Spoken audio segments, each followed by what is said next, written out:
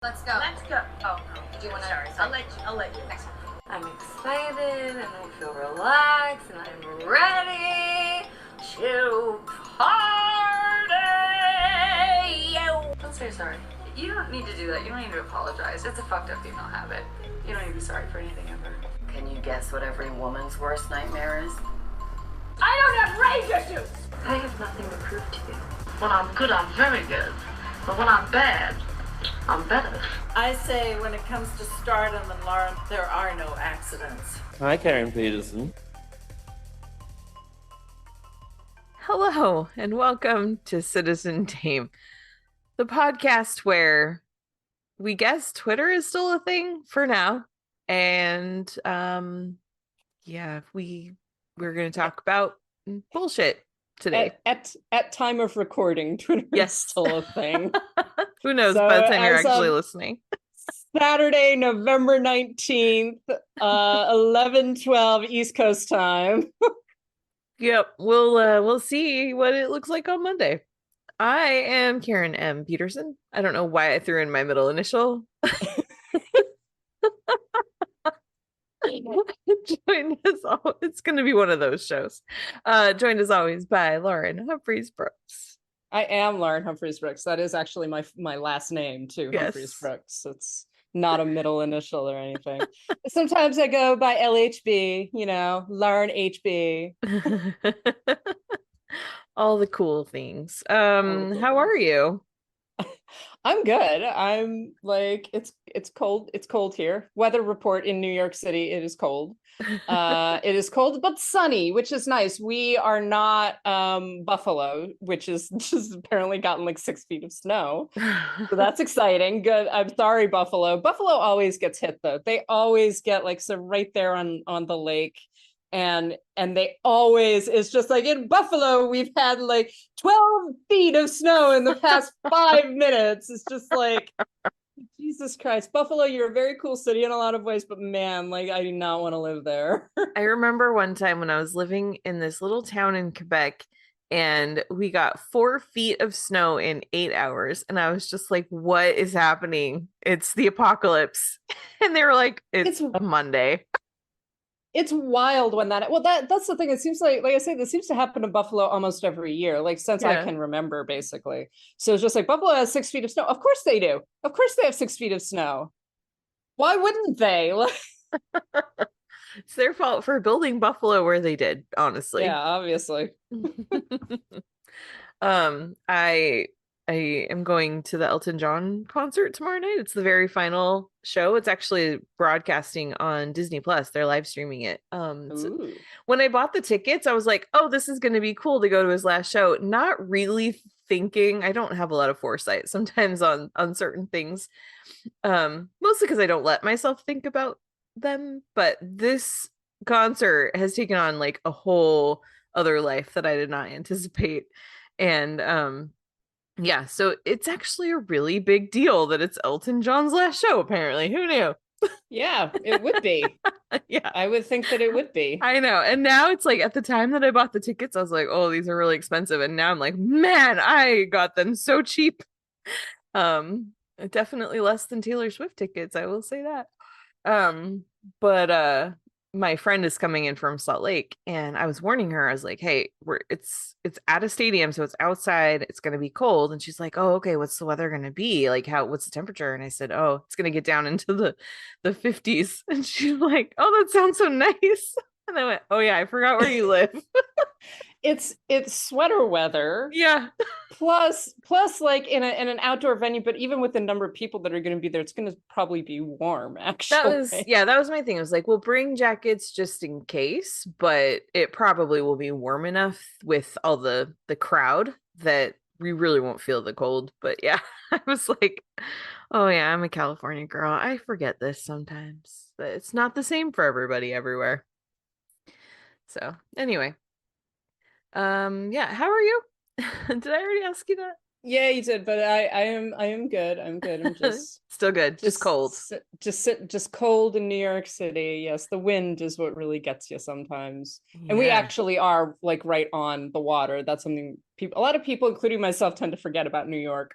is that we're surrounded by water, so we get a lot of like wind and rain and sudden changes in weather. Yeah. Oof, man. So I am a little bit out of it this week.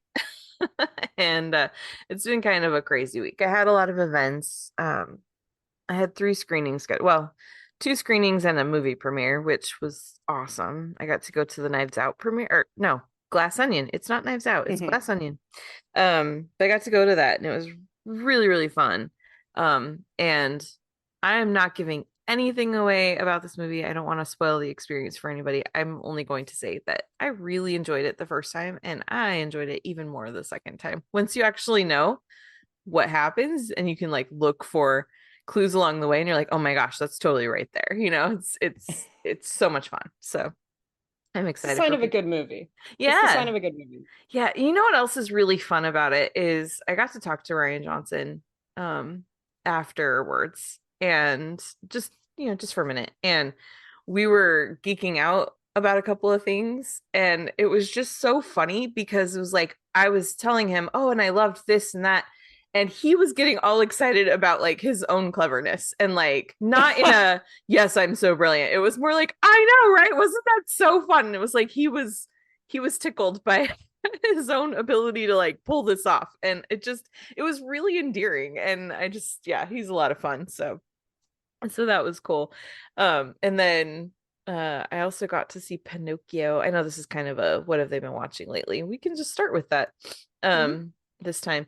So I saw Guillermo del Toro's Pinocchio this week, and that is such a beautiful movie. I'm so excited for people to get to see it. It's in limited release in theaters right now. It's doing its like eligibility run, but it'll be on Netflix on December 9th. And it's darker than the Disney story, but they're from the same original fairy tale. So it follows, most of the same beats. It definitely follows the same path, but it makes some big changes. And it's stop motion animation with puppets. He wanted to make the movie about a puppet with puppets. And just absolutely beautiful character design, production design, and a really good story. It like I said, it is darker than other versions of Pinocchio that we've seen, but in a good way. And it's funny because I was watching this thing. It was a conversation between Del Toro and Mike Flanagan recently when they were talking about Cabinet of Curiosities, and Flanagan has the Midnight Club. So it was like the two of them were having a conversation about their 2 horror series on Netflix. And Del Toro was saying that he feels like he doesn't actually make horror movies. And I was just like, I think he maybe needs to watch his movies. and and it was evident in Pinocchio too. Like there's elements of horror in that as well that it really is so much of it is just hallmark quintessential Del Toro, and it's a great film. So I'm excited for people to get to see it. I mean, it looks gorgeous, and everything that I've seen about it, it's exactly what you're saying, that it's a beautiful film and everything, which doesn't surprise me. I mean, we talked a lot about Del Toro, right? Podcast. And everything, including like, and again that whole horror / fairy tale thing, which I think, as we discussed, it very much dovetails. Like horror and fairy tale are very, very close together, and they overlap in a lot of ways. So yeah.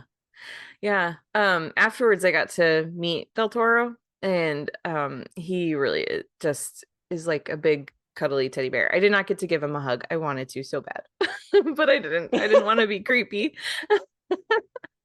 But he was just he's so fun, also very delighted with like the work of the artists around him. Like he was very much not like, oh yes, look at this wonderful movie I've made. It was like, yeah, and can you believe what my animators did? And I was so excited to see this work of these people. And then the conversation was with him and Alexandre Desplat, the composer, and the way that he would get all excited about Alexandra's work, and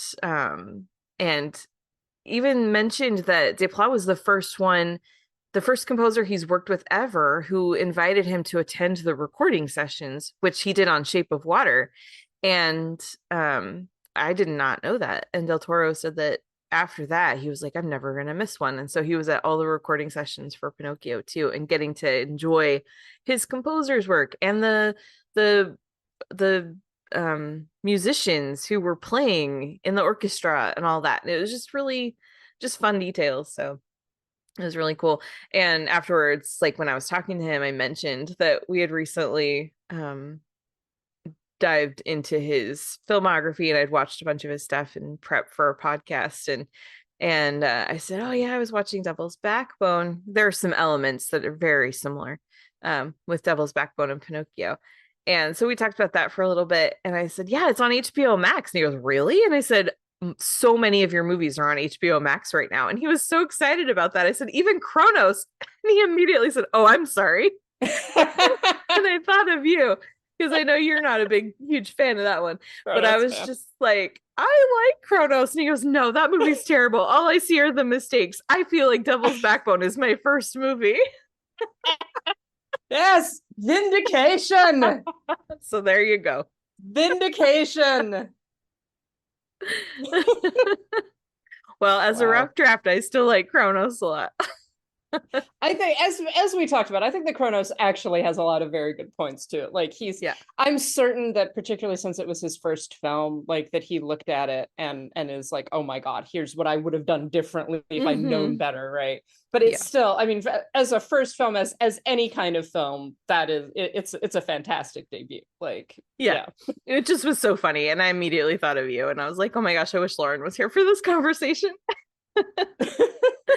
So that was fun. So it was like I was having a great week, and then last night happened, and this is a very long explanation for my current mood. So, which doesn't sound, I guess, like I'm in a bad mood because I'm laughing, but I'm very frustrated. So last night I had a screening of The Fabelmans, which is not the problem. I'll just say that right now. I was gonna say, oh no, are you gonna rip on Steven Spielberg? Because you get in a lot of trouble doing that. I know. No. It took me, so I left work at 4, and they had a pre-reception at 6, and then the screening started at 7. And Paul Dano was going to be at the reception, and I was just like, I'm not really that worried about making it for that. I mean, he's a terrific actor, and I'd love to say hello, but I wasn't necessarily like, oh, I have to get there to meet him, you know. But when I left, it was like, okay, I was supposed to get there at 6:05. And I'm driving along, traffic is getting increasingly worse. And a couple people were like, well, of course, you're driving into LA on Friday night. And no. Usually people are leaving the city. It's not usually this bad trying to get in. But it was horrible. And I ended up arriving in the parking garage at 6:40. And I had been freaking out at one point. I thought, am I even going to make it in time for this screening? And so I get there, I park, I go up to where it is, and I run into someone I know outside, and she's like, they're overbooked. They're at capacity. I'm like, what? So I go and find, I was like, I had a confirmation. They confirmed me. And she's like, I don't know what happened, but they're out of spots. They're not letting anybody in. And so I went and found the publicist, and I was just like, I just drove 3 hours to get here, and you're telling me that you don't have any spots? And they're like, no, we're full. And I was just like, you could have put that in the confirmation that this is not a guarantee. A confirmation tells me it's guaranteed. And they were like, sorry, we can recommend some restaurants in the area. And I was just like, I'm in Beverly Hills. I was not planning on eating, and I'm not dressed to eat in Beverly Hills on a Friday night. And also I'm in Beverly Hills. I can't afford to eat here. What are you talking about? This is not my budget. Yeah, so they turned me away. So then I had to leave and drive another 2 hours back home. So I was on the road last night for 5 hours, only going from work to home, basically. And I did not see The Fabelmans. And I have been mad about it ever since. And it's like not specifically anybody's fault. And I'm not necessarily even like, it's not even about the movie. Like, I wanted to see the movie, but it's not even about, like, I'm not mad that I didn't get to see a movie, you know, whatever. It's fine. I'll see it later. It's not a big deal. It was just like so frustrating because if I had known there was even a chance I wouldn't have gotten in, I wouldn't even have gone on a Friday night. I would have been like, fuck it, I'll go home. I'll see it next week, you know, or whatever. Yeah, it was just go on. No, Sorry. you go ahead. No, I was just gonna say, or even maybe realize like, hey, I'm definitely gonna be late. So so maybe I should just get off and turn around or try to go someplace else or something like that. Exactly. Yeah, that's bullshit. Yeah, that's bullshit. I was frustrated. And it was like, I don't know whose responsibility it was, but I told the publicists that were checking people in, they were at that point turning people away. And I was just like, listen, I said, it's not in the confirmation. And I said, other ones that I've dealt with have said, like, on there that there is a chance, like, that this is not a guarantee of admission, basically.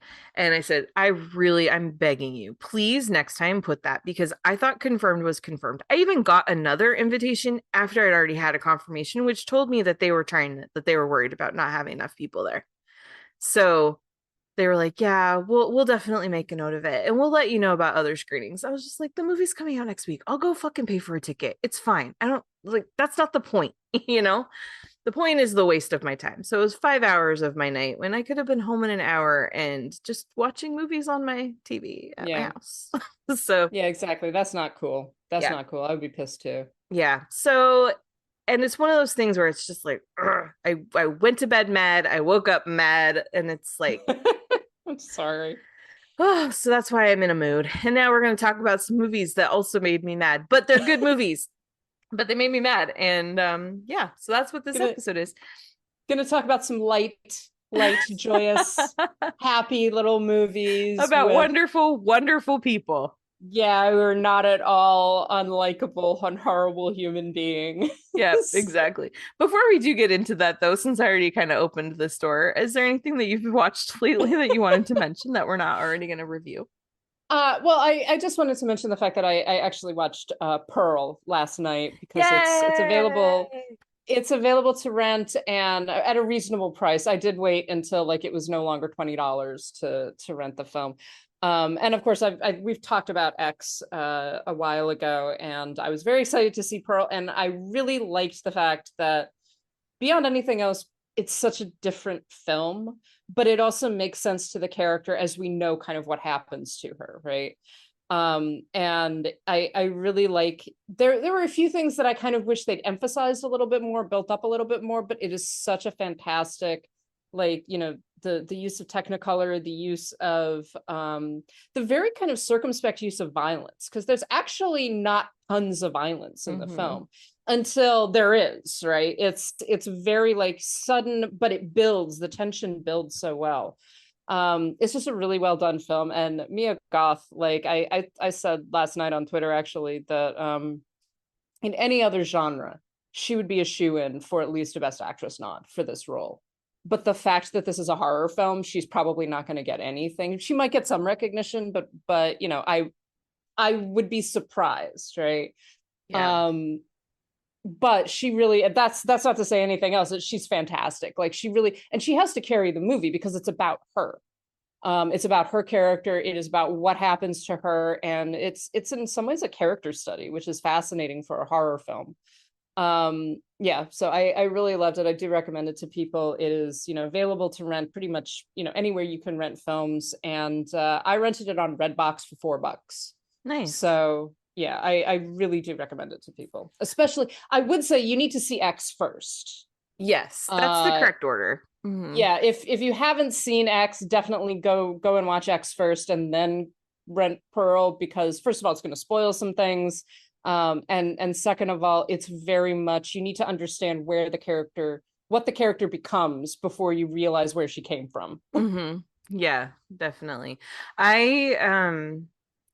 I love that Mia Goth got a story by credit on this, because did you know the whole history of how this movie even happened? Did we talk about this already? No, I don't think so. So when they were filming, or when they were prepping X, what happened was, because they did it down in New Zealand, because they filmed during the pandemic, New Zealand was the safest place to actually film anything because of how good their COVID protocols were and how strict things were.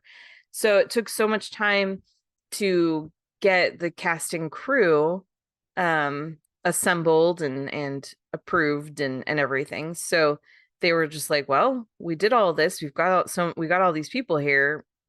If we're gonna make one movie, we may as well make two. And while they were prepping X, Ty West, who's the writer director, was working with Mia Goth on her characters, and they created this whole backstory for Pearl. And it was really for her to prep to get into the mindset of the character for when they were filming X. But as they were talking about it, they realized, like, wow, this could be a whole separate movie. And so they basically filmed X, took a 3-week break, switched out actors, because of course, not all the same actors, and brought in the new, like, they used all the same crew, but they brought in the new actors and started filming Pearl and did that one, like, basically back to back. That's fantastic. It makes sense. Yeah. It makes sense because it also, unlike some films where you've got that, you know, that prequel, it's like, oh, let's explain where all of this came from kind of thing. It really does feel like it's of a piece. It doesn't feel like there's not, you know, there's no retconning, right? Or anything like that. Like I said, I wish that they had explored a little bit more what X did, which is that combination of sex and death, basically, and we get a bit of that in Pearl, but I really wish that they'd gone into those elements a little bit more about her character specifically, because that's so important to her character in X. But that being said, I think that, yeah, it's a great backstory. It's a great, like, there's so few really good female killers who are, it actually reminded me in watching it, I was just like, this is similar in a certain sense to some of the, like, quotation marks, hagsploitation films from like the 1960s. So like Whatever Happened to Baby Jane, Hush Hush Sweet Charlotte, things like that. Yeah. And this has elements of those films, I think.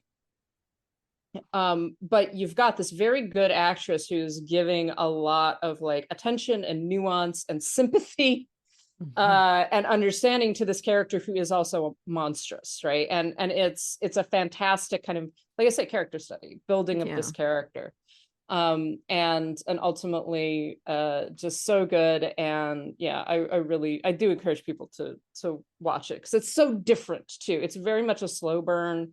It, like I said, there's not that much violence, but when the violence happens, it's very, like, stark and intense. Yeah. And then that monologue she has, I know everyone talks about the monologue, but when I watched this, it was at a screening and they had, like, a Q&A afterwards. It was a coast to coast thing. So we weren't watching the live we were watching the live Q&A, but it wasn't present. It was all, like, it was streamed for us. But watching the movie, she goes into this monologue and I'm listening and I'm, you know, watching her, and it was probably halfway through, like 3 minutes in, before I realized, wait a second, the camera has not cut away. She's doing this all in one take. And then and then the whole thing finishes. I'm like, holy crap, that was incredible. And then that actually came up in the Q&A that they had worked on that, and that wasn't the original plan, but she was just so good. She nailed it. So they were just like, all right, we're just going to go for it. And, but yeah, like, most people seem to have had that same experience as me of, like, you don't realize right away that this is all happening in one take. And then all of a sudden it clicks for you. So yeah, incredible work. Yeah, I feel bad for the casting directors who are going to have to listen to that over and over again for people's audition pieces. It's true. Yeah, also I have to say, just the final smile over the end credits, which again, you know, you get that there's so much emotion passes across her face in just that shot of her, and she's trying to maintain this smile, and it's just like, oh my god. Yeah. And it's not a diabolical smile. It's like torture. Yeah, exactly. And that's, it's so good. it's tortured. Like she's actually a very sympathetic character. And I did love, there are little elements, and again, if you've seen X, it gives you a little bit more, but there's one line that she delivers which is just like, I think there might be something wrong with me, and you're just like, yeah, yes, there might be, oh my god. Yep. Oh, it's fantastic. So yes, highly recommended. Awesome. What else have you watched? I've watched a lot of the films that we are going to discuss today, and I also have been rewatching actually The Postman Always Rings Twice, with the original film with John Garfield and Lana Turner. And I haven't rewatched the whole thing, but it's been a while since I've seen this film, and I did come to a point where I was like, oh, so Lana Turner is like 100% justified, like totally, like just like, I'm gonna kill my husband, just like, yeah, you should. I think that you should. And it did make me realize that so many femme fatales in these films are justified in like their reaction, because basically what finally sets her off, if you haven't seen the film, it finally makes her go like, I'm not doing this anymore, is her husband decides arbitrarily and like on his own, right, that they are going to sell their diner, they are going to leave, they are going to go to the north of Canada, and she is going to be the caregiver for his disabled sister. Like, and he just tells her this in a single scene, and she's like, we haven't even talked about this, what are you talking about? What? And at a certain point it's just like, oh, so she's like, she's justified. Like, of course she's upset, of course she's angry about this. He's just decided to do this to her life without consultation and assumed she's going to accept it, and then he's mad that she's not okay with it. Yeah, exactly. And it's interesting because something similar happens in the film Leave Her to Heaven, which again is like a lot, very much about this this horrible woman. But when you really look at it, it's like, she's so horrible, she wants to be alone with her husband and not be the caregiver of his family. Like that's what she's upset about. And just like, I mean, she takes it too far, but at the same time, like, this is actually a totally legitimate anger. A lot of femme fatales are just like, you know what, fair, sometimes you just gotta kill a motherfucker, like, you just gotta. They got a point. So. Okay. Well, we are going to talk about a couple of noirs because this is November, but first let's just take a moment to celebrate that Twitter is still here. Or are we celebrating that? I don't know. As we discussed last week, I think there's a balance here. I have many mixed feelings about what is going on with Twitter. There's this piece of me there's a part of me that is like, I kind of want it to just die, because I think that then I want to see what happens next, I guess. Yeah. I think my feelings on it are, I don't want it to just die, because like when MySpace died out, it had been replaced by something, which is why it died. So it was like, Facebook came along, that was the next big thing. Everyone migrated over to Facebook and you knew how to find people. If Twitter just suddenly goes away, there's a whole lot of people that I don't know where else to find them. I don't even know who some of the people that I follow, like, I don't know where they are on social media. I follow them on Twitter and that's it. And I don't even necessarily think about them. But now I'm like, oh, I kind of would actually miss following them. I don't necessarily need to see them on Instagram because I don't care about their pictures. I care about their words, So it's like, yeah.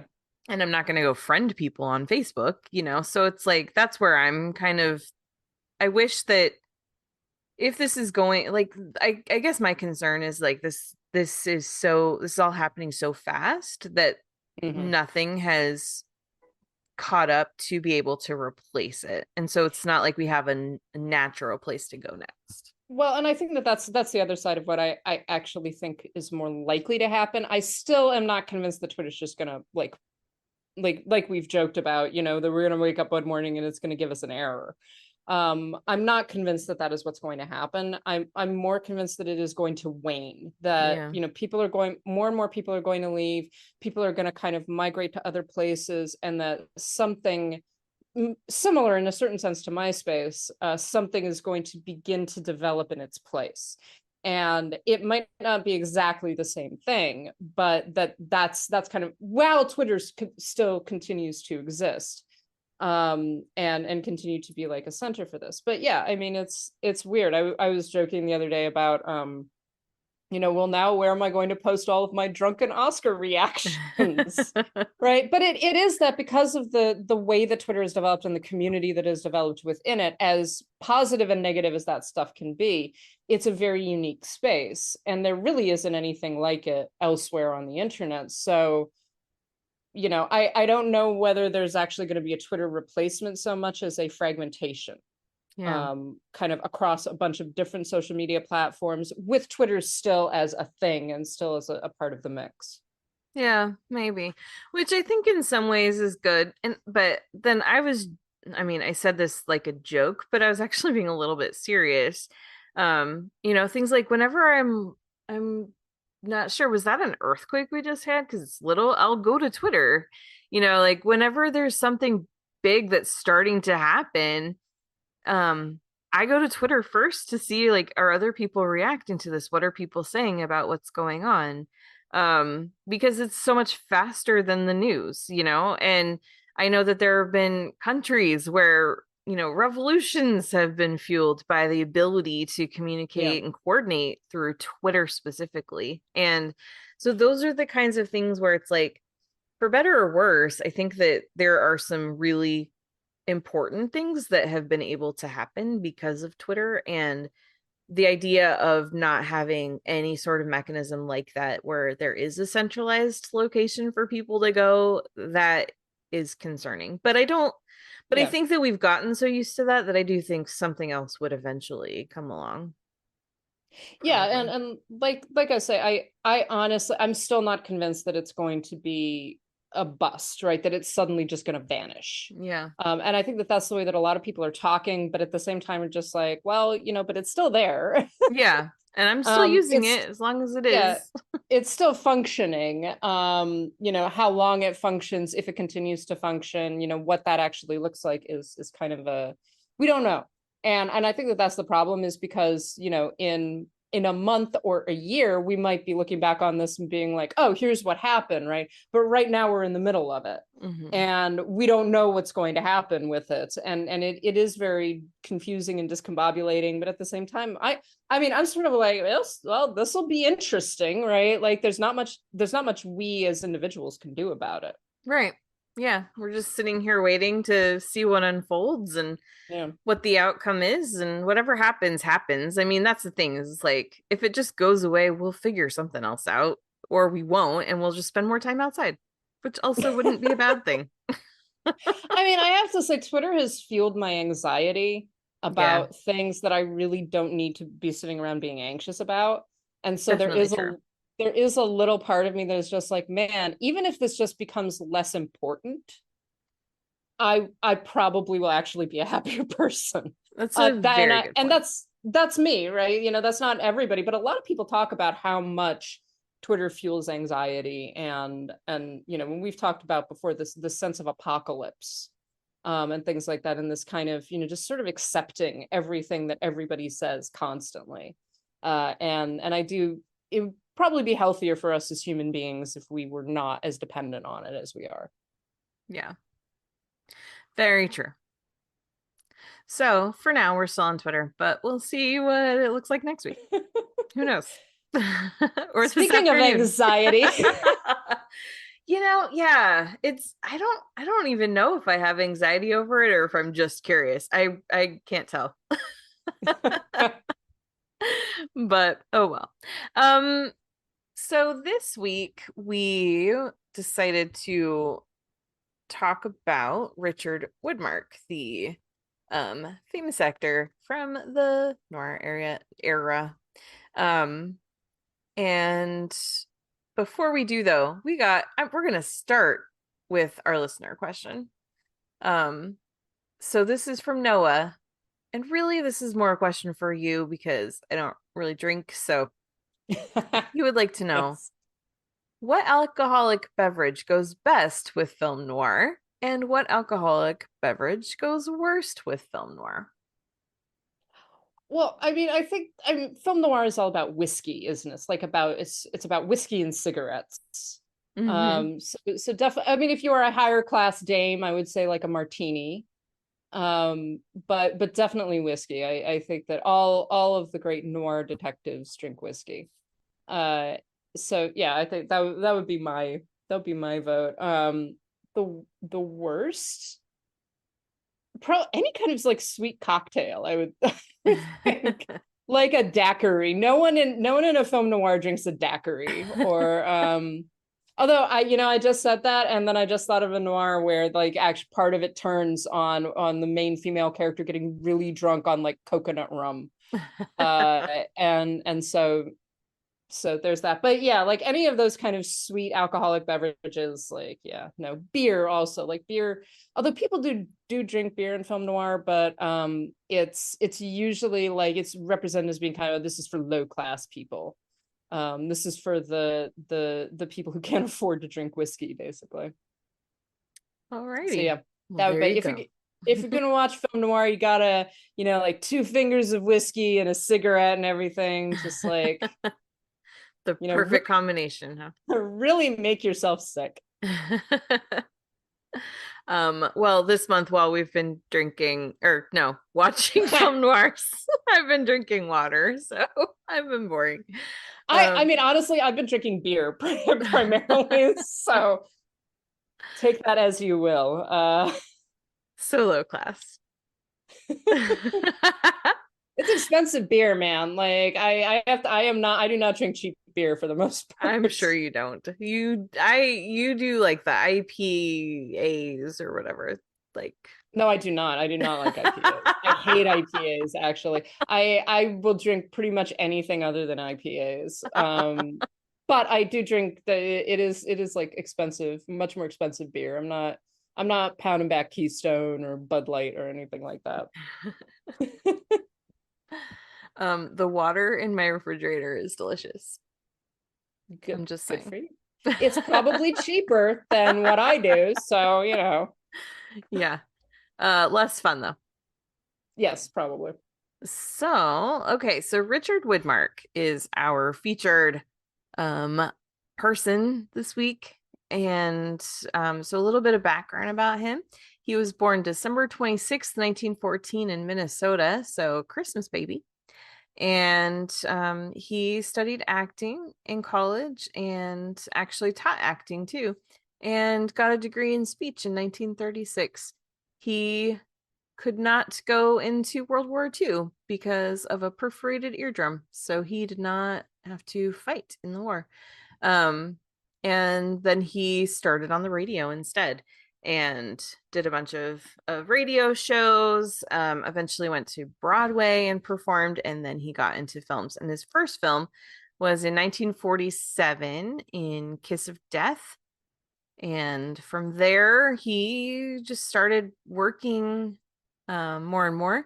He actually was nominated for an Oscar for Kiss of Death for Best Supporting Actor. But then he just started doing a bunch of other stuff, and he worked until into the 80s actually, and then he died, like a lot of people do. So some of his film credits, most notable ones, of course, Kiss of Death. He was in The Street with No Name, Roadhouse, Yellow Sky, Night in the City, Panic in the Streets, No Way Out, lots of stuff. And his very final film role was actually in the 90s, in 1991, in the film True Colors. So we are going to talk about a couple of his movies today. Where would you like to start? Well, we could start with Kiss of Death, since that was his first film role, and that kind of, I think that definitely shaped his career, at least for a good part of the 1950s. He did play like he shows up in a lot of westerns as well, Yeah. and he's one of those actors that starts out very much playing villainous roles, and you can kind of tell why if you've seen Kiss of Death in particular. But he branched out at a certain point. He was never like this dashing leading man figure, but he was able to play like, you know, decent characters, good human beings. But I think Kiss of Death like really does highlight why he became such a big star. I mean, he got nominated for an award for it. Mm-hmm. Why don't you talk a little bit about that movie in particular? Okay, so Kiss of Death actually does not star Richard Widmark. It stars Victor Mature, right? Who is one of the most boring actors I've ever watched on screen. I'm sorry, Victor Mature just like is. I'm always like, why are you here? Like literally anyone could play this part. But Victor Mature plays Nick Bianco, who is a kind of he's an ex-convict who refuses, after he kind of a botched jewelry heist, he refuses to turn evidence against his partners, and so he winds up getting thrown into prison again. And when he talks to the district attorney, who is essentially saying to him, look, if you agree to inform on people, then we're going to get you out. You know, you can be a better person. He's got 2 daughters that after his wife actually commits suicide, he's got 2 daughters who are essentially in care, and he's like, okay, I need to get out. I need to actually take care of my children, etc. So he winds up in prison. He meets Tommy Udo, played by Richard Widmark, who is an absolute psychopath. And essentially what he winds up doing is he agrees to turn evidence on Tommy Udo and get him in prison for an unsolved robbery. Not an unsolved robbery, a murder, actually. This backfires on him, basically, and Udo, who is crazy, begins coming after Nick and his family. So that's the basic idea. I think that it's one of those films that's very basic in a lot of ways. Like, it's just like, oh, this, and it's got that morality element to it that shows up in a lot of films in kind of the mid 1940s, where it's like, you're a bad guy, but you should turn good and, you know, do the right thing and that kind of thing. And so it's very much about that reinforcement of like home and family, etc., which, you know, is fine. I'm not saying that, oh, crime is wonderful or anything like that. But it's a much more moralistic, I guess, film noir than some of the other noirs that we've talked about. And Widmark, who isn't in the film for a great deal of time, but he really does steal the show, because his character is so he's like a perfect psychopath. And in fact, he talked about, you know, modeling the character of Tommy Udo on the Joker, on the Batman villain, right? And you can see that definitely. First of all, Widmark just has a smile and a laugh that you're like, you're probably a very nice guy in real life, but you look like a psychopath. Like he turns it into this really intense, crazed wildness. And one of the things that works, I think, in this film in particular is because he's so unpredictable. You're like, he is not going to behave like a reasonable, intelligent human being who, you know, considers all of the consequences of his actions. He might simply kill you because he feels like it. And I think that tension is what really keeps the film going, and it makes the film that much more interesting and exciting, which otherwise is, you know, pretty basic and straightforward film. Thank you. I have not actually watched it. It's absolutely worth watching. It's one of those that I think it's worth it for Widmark.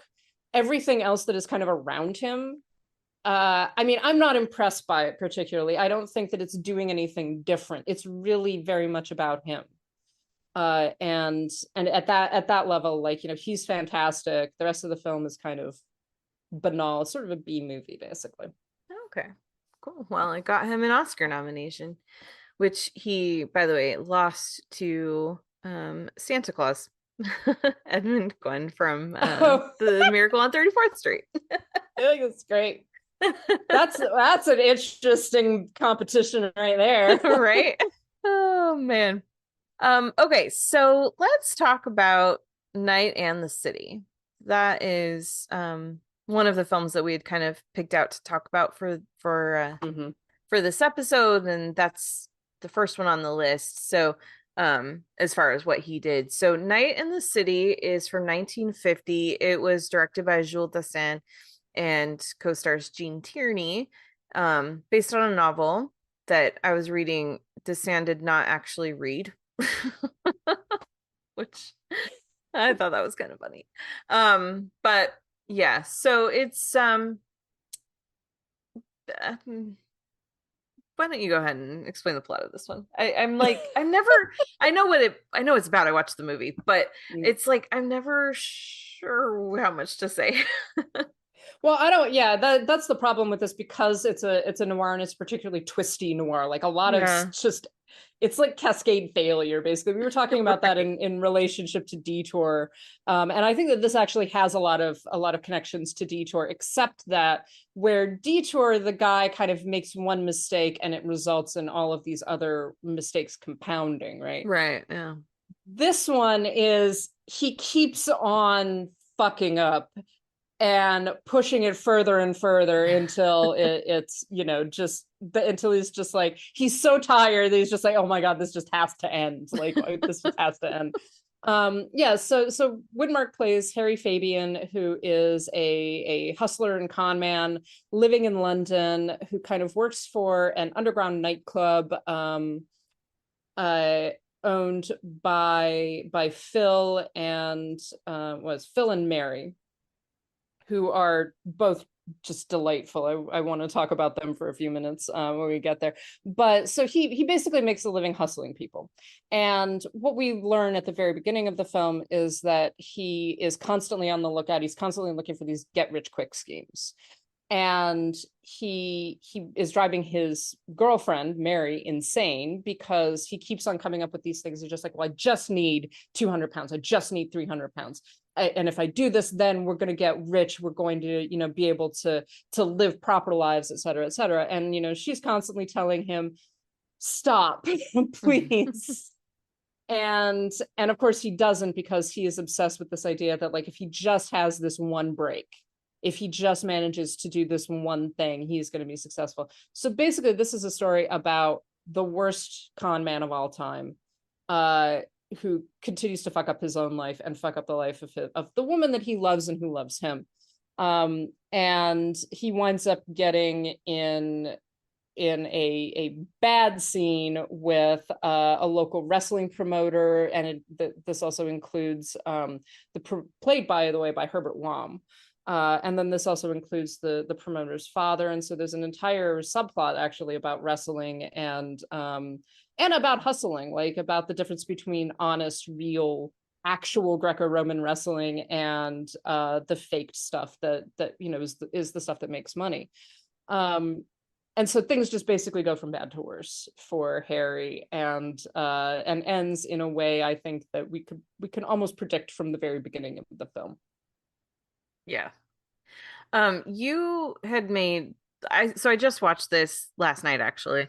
But you had made a comparison before I saw it that while I was watching this, I was like, oh yeah, definitely this is true. Where this feels a lot like the movie Uncut Gems with Adam Sandler from just a couple years ago. Do you want to talk about that a little bit? Well, for me, I think it was that the reason why I began thinking about Uncut Gems is that partway through the movie, I've seen this film a couple of times, and partway through the movie and watching it again, I was like, oh yeah, this really stresses me out. This is a very stressful film, but it's similar in the sense that it is about this hustler who isn't stupid. Like, he's not a dumb person. He's actually very smart, but he just doesn't think far enough ahead. Mm-hmm. And he thinks that he can game people that he can't really game. And it gets worse and worse, basically. So every decision, that's why I was saying, like, unlike Detour, where it's like one bad mistake, this is more like a series of bad decisions that are kind of inevitably leading to a conclusion, right? And those decisions are him intentionally, like, robbing Peter to pay Paul, basically, where it's Yeah, like exactly. he lies to one person so that he can get them to give him some money and promises them something he can't deliver. So then he gets someone else to like create it and make it up. So he's giving a forgery instead of the real thing that he has promised, and that kind of thing. Yeah. Yeah, it just gets worse and worse and worse, and it's all decisions that he makes. And there's a certain point where he basically can no longer, like, there's nothing he can do about it anymore. He wouldn't be able to back out if he wanted to. But everything that happens to him, it's different from like this fatedness, except that, you know, maybe he's fated in the sense that he has a fundamental character flaw that he cannot escape from, or that he cannot break out of, basically. But it isn't that same kind of fatedness as in Detour, where you've got a character who is basically being treated badly by the universe, right? This is more like a character who, because of his flaw, is complicating his own life, is causing pain and suffering to other people, and then is you know, ultimately leading to a conclusion where, you know, he's not going to be successful. And you know it. I think that the viewer knows it right from the very beginning. We meet this guy and he's already running away from someone. That's the first time we meet him, and he's already like, oh, if you just give me this money. It's just like, no. And his girlfriend Mary is constantly being like, no, I'm not going to do this for you. And he's like, but if you do, and he's like, no, it won't work. It's not going to work. But he still believes that it will. Yeah. And honestly, I mean, I was in a frustrated state of mind when I watched this, which probably didn't help, because it's a very good movie. I'm not saying that it's not, but it's just it was just watching this guy who's really not a particularly nice person either. So it's not like I even wanted to root for him. It was just like, no, fuck this guy. Just beat the crap out of him. You know, he deserves it. He's got it coming. And so it was just watching him just screw people over and just make increasingly bad decisions and choices, and still convincing himself that he's going to get himself out of this. It was such a frustrating experience for me. But I also credit Widmark, because it's a really good performance, and I think that the film itself is really well laid out, and it, by the time you get to the end, it's like there's no happy way to end this story. I was reading that there's 5 extra minutes in the British version, and that it does end on a more positive note, which I thought was weird. I don't, how can it end on a more positive note? I don't know. I was very confused. Like, but yeah, I mean, the people, you know, the people who fuck up do get punished. I do think that it isn't one of those where like the bad guys win in the same sense. Although, you know, how you want to interpret. There's really not any good guys in this movie either. Yeah, exactly. Except for Mary and her upstairs neighbor. Right. Yeah. Who are both decent people. True. And I think Mary's biggest struggle is the fact that she happens to be in love with the very wrong man. And I think that one of the tragic things about it is that at some level he knows it too. He knows that there is almost this sense that he knows she can do better, and he knows that he is causing her pain, and it is like, it, you know, kind of goes back to that tragic flaw element that again shows up in a lot of film noir. Of he still almost is compelled to do it.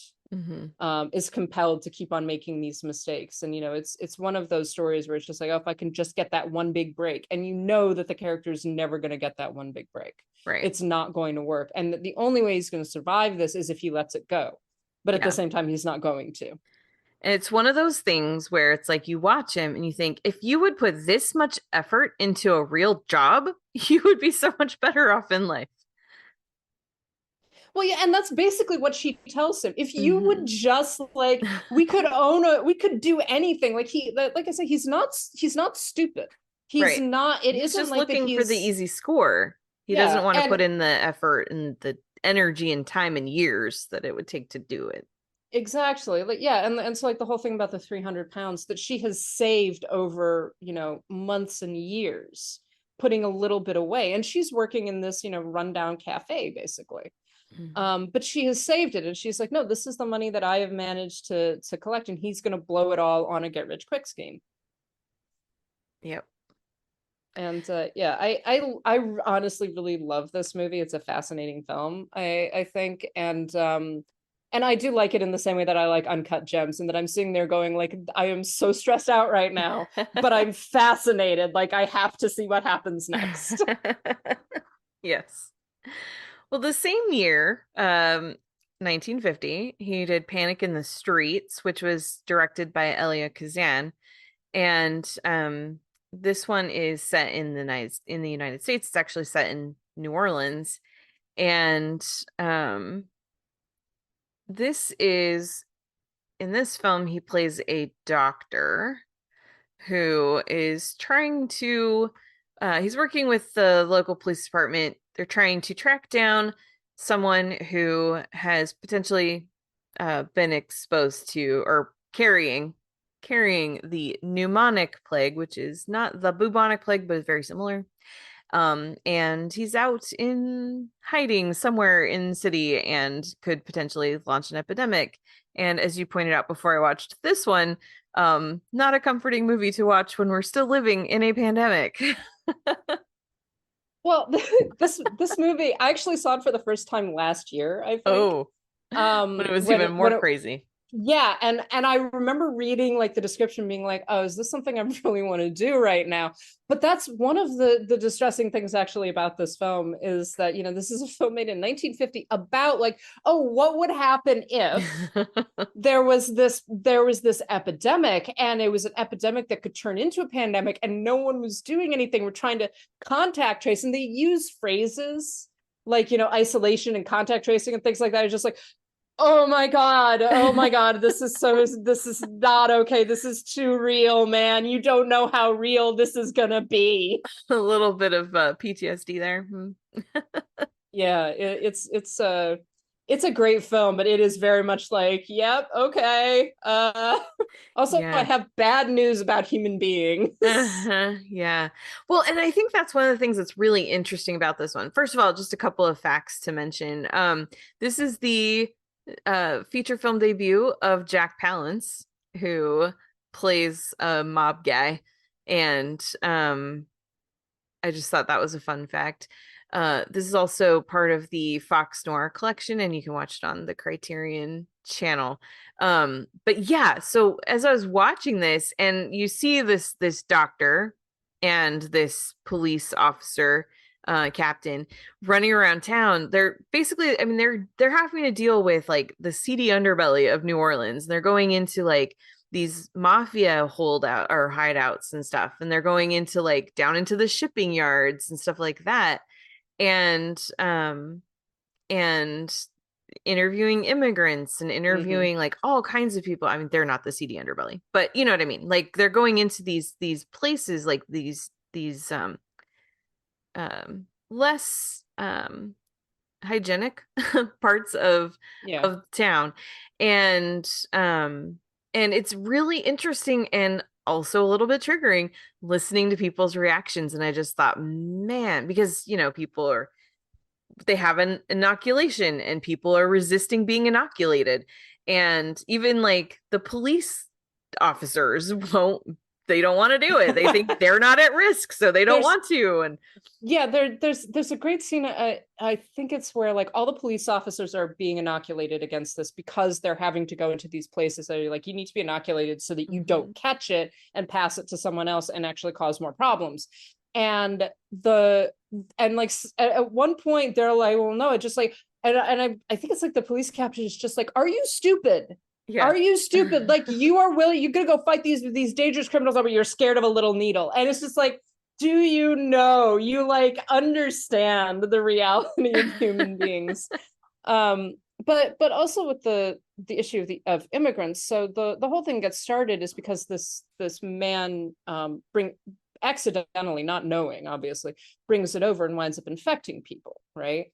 But the whole issue with immigrants is also that the immigrants being worried about talking to the police and not being willing to talk to the police because they don't trust the US government. They don't trust the cops. Right. They're afraid that they're going to actually cause more problems for themselves. They're going to cause more problems for their families. And so much of the film is about, you know, like essentially, and particularly the Richard Widmark character saying, like, I don't care why you're in the United States. I don't care if you're here legally, illegally, it doesn't matter. We need to deal with this very real danger, that you could get really sick and you can make other people really sick. Yeah, exactly. But it actually deals with, I think, those elements, I think, in a really interesting and sympathetic and realistic, as we know, basically, way of like people actually being afraid of inoculation, afraid of vaccines, afraid of, you know, talking to people who can actually help them. Yeah.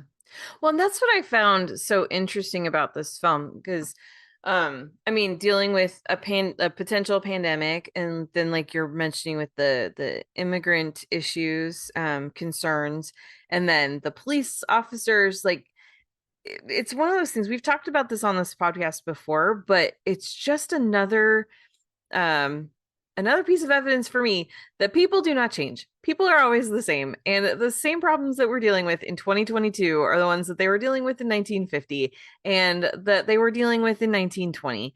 And people just are the same. And we're always going to not comply for legitimate and illegitimate reasons.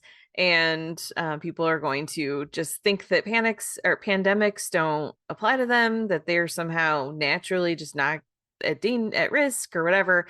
And that's, I think, what was so interesting about watching this. And I mean, this is a film that could have just as easily been set in 2020 as 1950.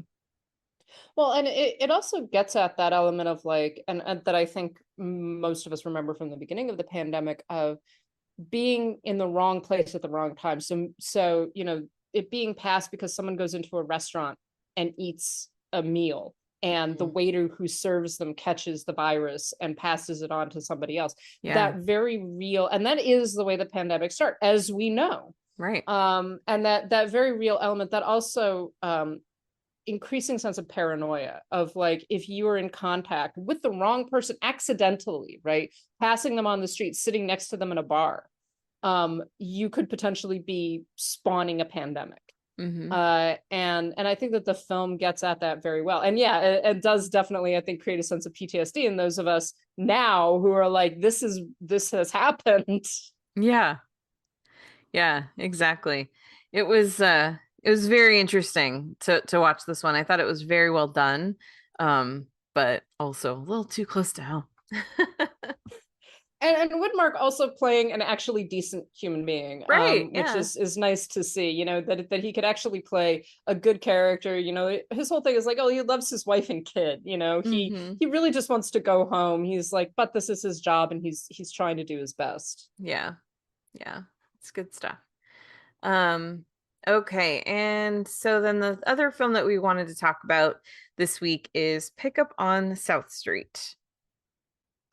And this is one that I was watching, I was into it, and I was not watching it at the right time of the day. So I did not make it all the way through, and I need to finish it later. So why don't you talk a little bit about Pickup on South Street? So Pickup on South Street is a film that I've seen many times, and I keep on forgetting it. It's not because it's a bad film. For some reason, I can never remember what actually happens in it. So it is written and directed by Samuel Fuller, who, if you do not know who Samuel Fuller is, he is really one of the true first strong American independents from the 1950s. And he was a newspaperman before he became a director. He wrote and directed most of his own stuff.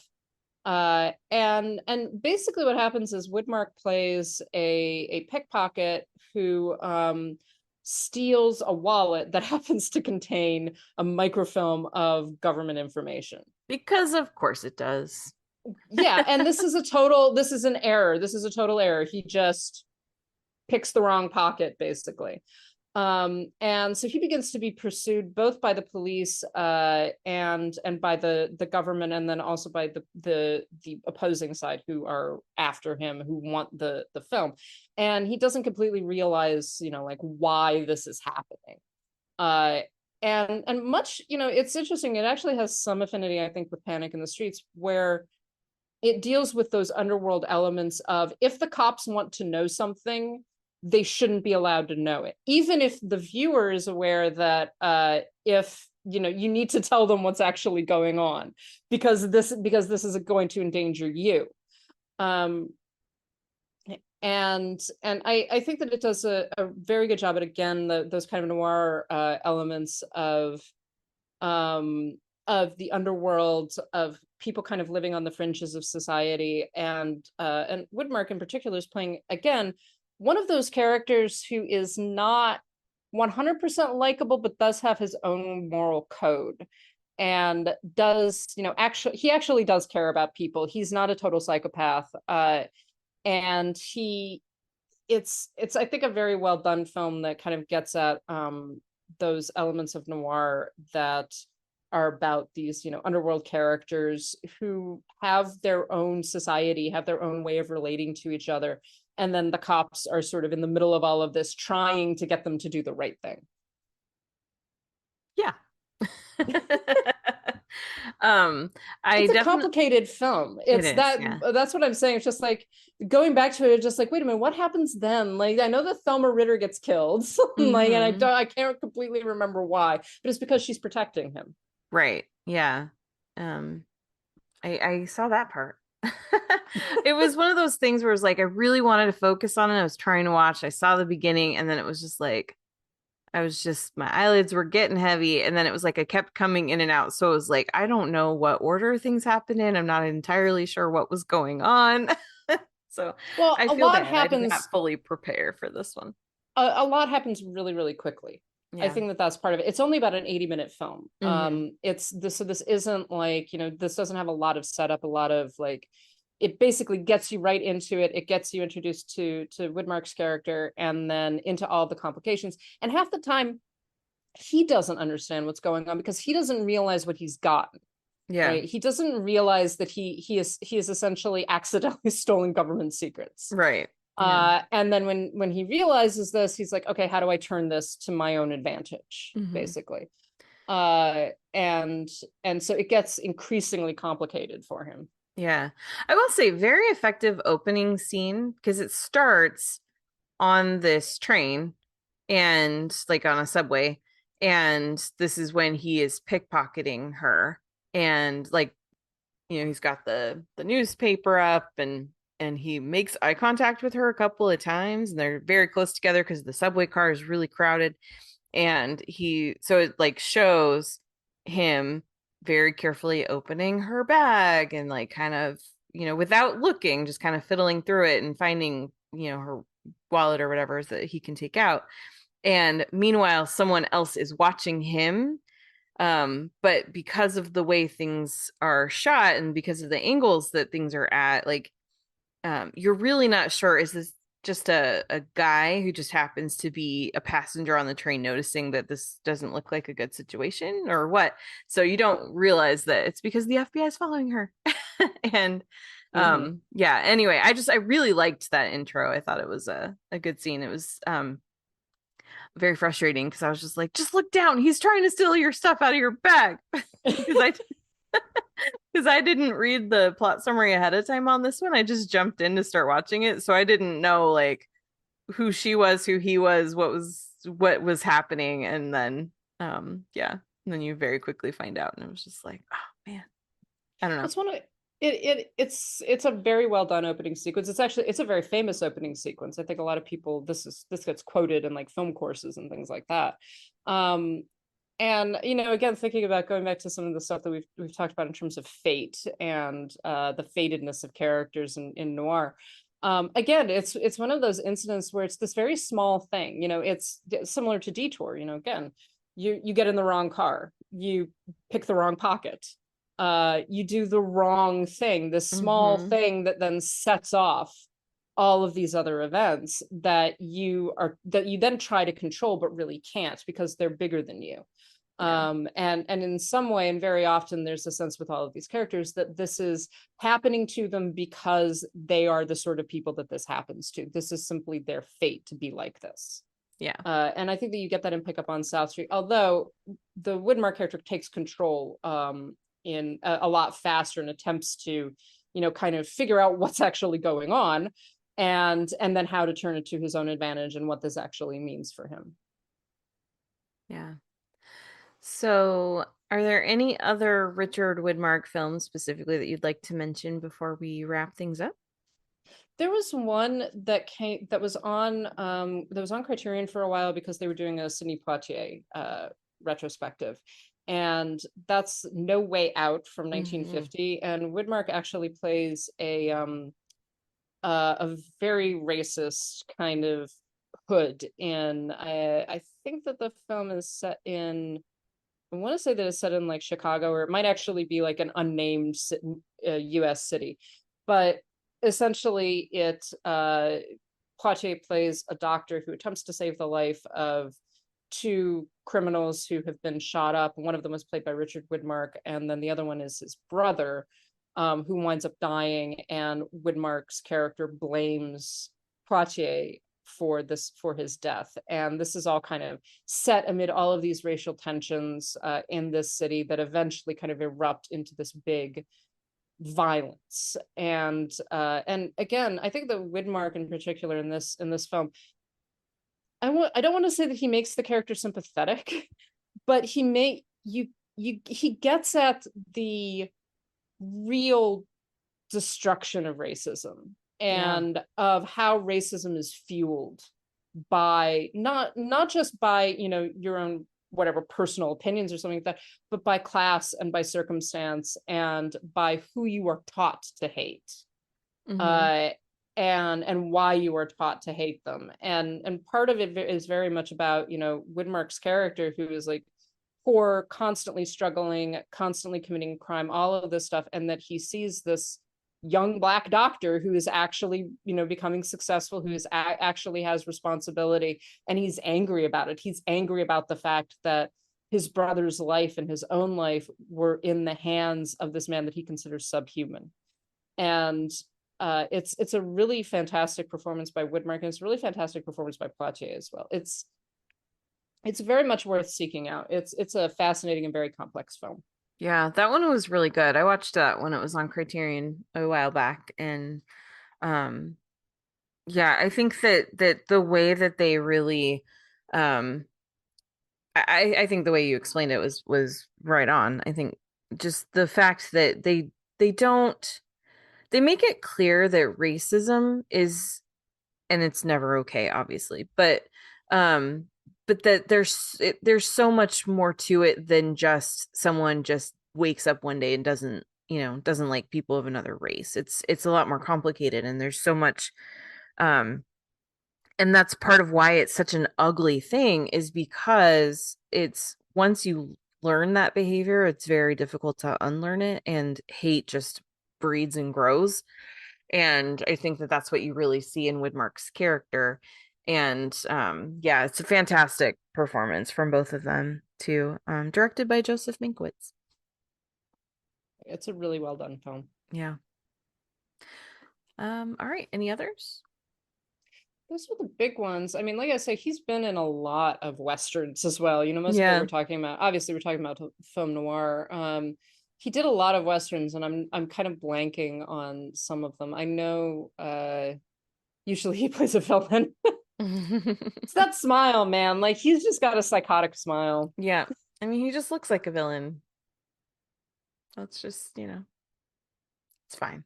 Anyway, so check out some of those. I know Panic in the Streets is available on the Criterion channel. Some other ones, you can find them if you open up YouTube and do a search. That we advocate for such things. I'm just saying that sometimes that's possible when they don't make movies available. So I'm just saying. It reminds me of the other day, I think it was Weird Al Yankovic, someone asked him, like, how can we watch your movie in Britain? And he's just like, well, I would never tell you that there might be torrents of places that you can. I'm just saying, if it's on YouTube, that means that the studio has not bothered to take the time to slap, copyright complaints, because they're pretty quick with those when they care. So that's all I'm saying. Sure. Sure. And also have to say Night in the City is available on Criterion Blu-ray. And it is a gorgeous film. Like the cinematography is fantastic. And so if you can watch it in a Blu-ray level format, I think I highly recommend it. Yeah, it is a gorgeous, gorgeous film. So definitely. Awesome. Okay. Well, that is going to wrap things up for this week then. We would like to thank you all for being here and for listening. And we'd especially like to thank our patrons who help make this show possible.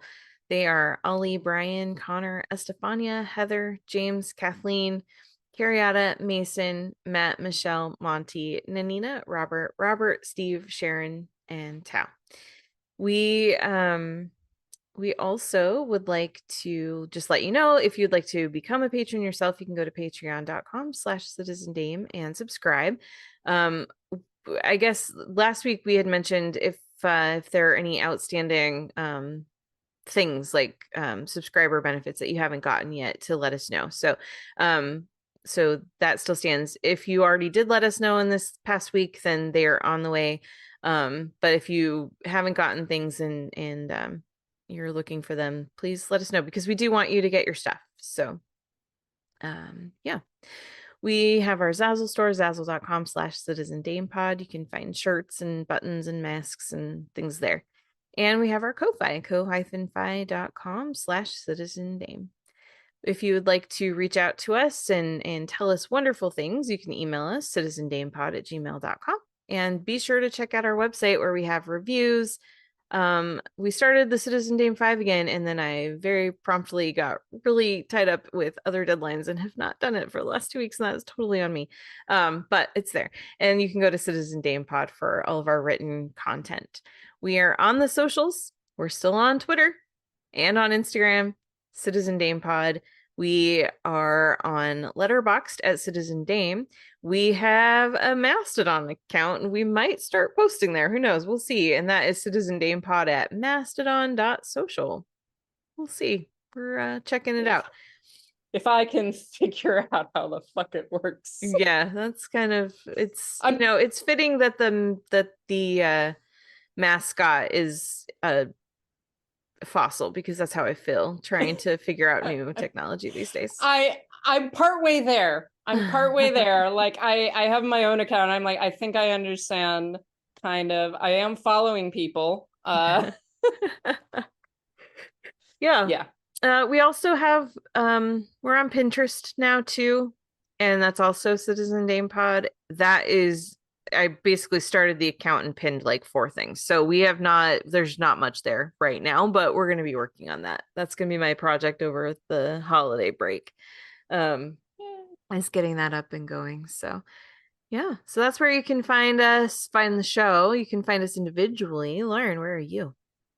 I am on Twitter, Instagram, and Letterboxd at LH Business, and I am on Mastodon at LH Business at mastodon.social. There we go. Christ. Yeah, and I'm on all those social medias at Karen M. Peterson. I just keep it simple too. When this Mastodon thing started coming, and then other people were looking at Counter Social, I was like, you know what? I don't know if I will use these, but I'm just gonna go ahead and reserve my name so that no one else steals it. So if you're on those other alternate medias, look for me and see if I'm on there. And yeah, we'll figure it out. Maybe, or we won't. Maybe we'll start a newsletter, and it will be like you'll receive a chiseled stone delivered to your house. A paper copy. I'm gonna train some carrier pigeons. It's gonna be great. Anyway, so that is gonna wrap things up for this week. We hope that you all have a fantastic Thanksgiving. Enjoy the holiday, and if you celebrate, and if you don't, have a fun Thursday. Yeah, and we will catch you next time. Bye. Oh, Captain, The boys are sort of wondering why they have to take these shots. They've been wondering, have they? Where do they think they are? In a summer camp? Because the commissioner said so, that's why. That's what I told them. Yes, sir. What's the matter? They afraid of a little needle? They've been wondering. Roll up your sleeve. What do you mean? What do you think you're going to do? Roll up your sleeve. Why should I take one of those things? Because the commissioner said so, and I told the commissioner. Roll it up. Anything funny, Scott? No, sir. No, sir.